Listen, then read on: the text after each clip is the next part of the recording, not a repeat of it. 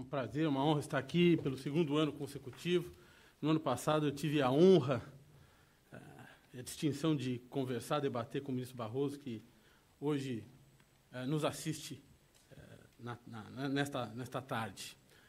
Conheci pessoalmente a doutora Raquel Dodge, tenho grande admiração pela senhora e tenho muito prazer de estar aqui na LSI, que é mais uma dentre as universidades europeias que abrigam brasileiras e brasileiros que vêm aqui buscar entendimento, inteligência, estudo e pesquisa para devolver ao Brasil e trazer ao Brasil reflexão e projetos importantes para o seu desenvolvimento.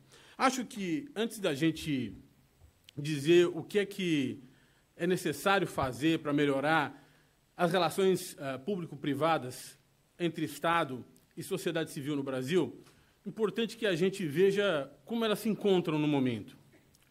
Até o advento da ação direta de inconstitucionalidade 4650, que proibiu o financiamento empresarial de campanha, de modo geral, proibiu o financiamento de campanha por pessoa jurídica de direito privado, nós tínhamos, basicamente, uma disciplina do lobby bastante laxista, do lobby pré-eleitoral, ou seja, daquela atividade de pressão da sociedade civil sobre agentes públicos antes das eleições, ou seja, financiamento de eleições. E não digamos aqui que o financiamento de eleições se dá de maneira diletante. Em 2007, quando eu passo a me interessar pelo assunto, eu verifico que nas eleições presidenciais exatamente anteriores àquele ano, havia empresas que tinham financiado rigorosamente todos os candidatos à presidência. Ou seja, gente de esquerda, de centro e de direita ao mesmo tempo. E não deviam fazê-lo por diletantismo, imaginava eu e penso eu, faziam porque esperavam, uma vez eleitos, que esses candidatos retribuíssem, em alguma medida, essa ajuda. A ação direta de inconstitucionalidade 4650 reduz drasticamente a influência empresarial sobre a política no Brasil. E determina que o financiamento de campanha se dê por meio de contribuições de pessoa física e de um fundo partidário com dinheiro público. Não é? De outro lado, nós temos uma profunda indisciplina do que se chama de lobby pós-eleitoral. Sobretudo a ação de grupos de pressão, dentre eles grupos empresariais, insertos no mercado, sobre agentes públicos no curso dos mandatos. E um exemplo clássico dessa indisciplina é a atuação das frentes parlamentares. Nós temos hoje algo em torno de 400 frentes parlamentares nessa legislatura, ministro Barroso. Todas elas se submetem a uma única regra de financiamento.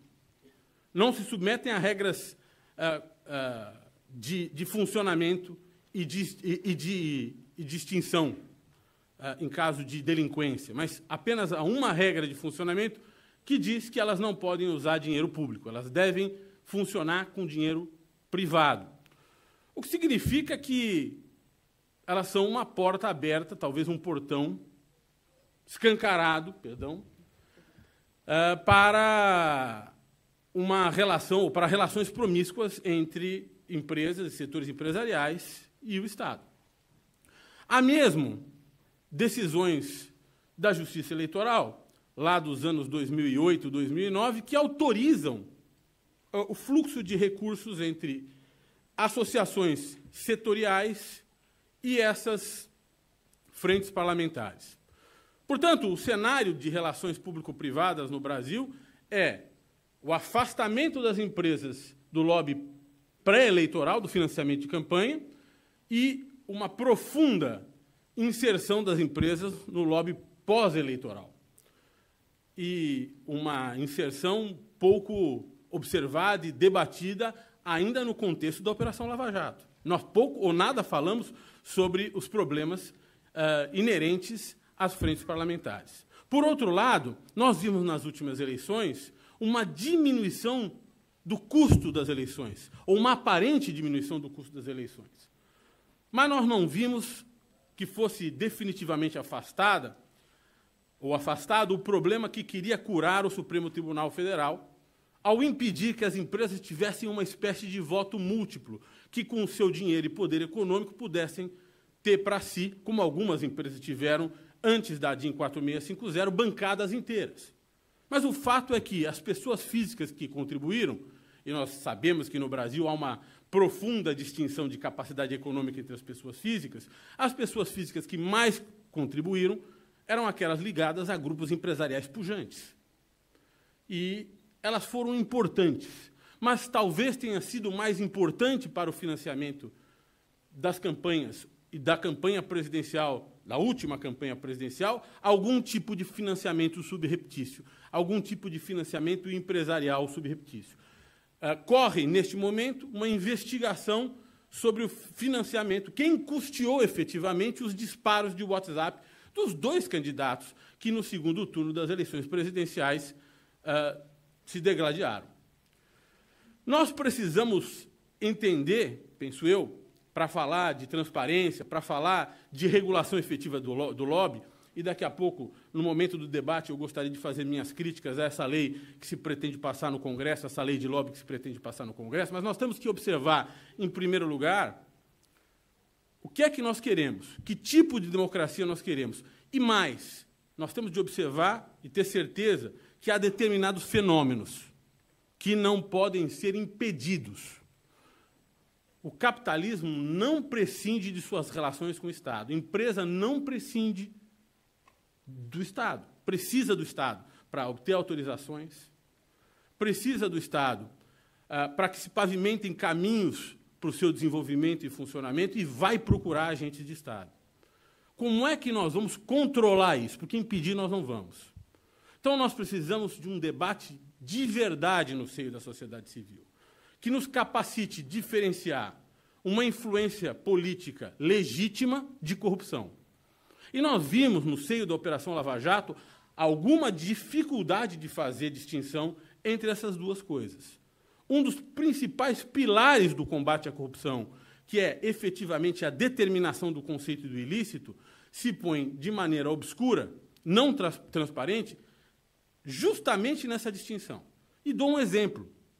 Nós temos no Brasil, neste momento, um debate sobre se Caixa 2 é crime de corrupção ou não. Caixa 2 é corrupção ou é um ilícito de natureza tributária, um ilícito de natureza eleitoral?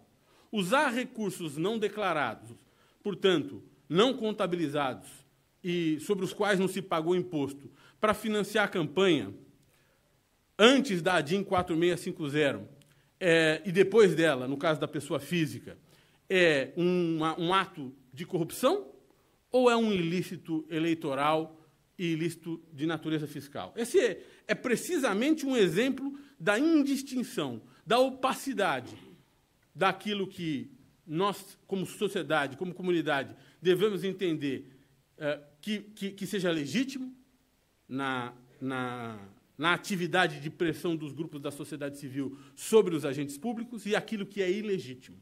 Isso deve ser feito de coração aberto. Nós não podemos fazer isso no contexto das nossas mágoas e das nossas indignações pessoais. Todos as temos, mas nós devemos fazer isso entendendo o que é efetivamente possível. Espero que eu não tenha ultrapassado os 15 minutos. E a partir dessa primeira fala, eu gostaria de aguardar os outros palestrantes para que nós possamos debater. Muito obrigado. Obrigada.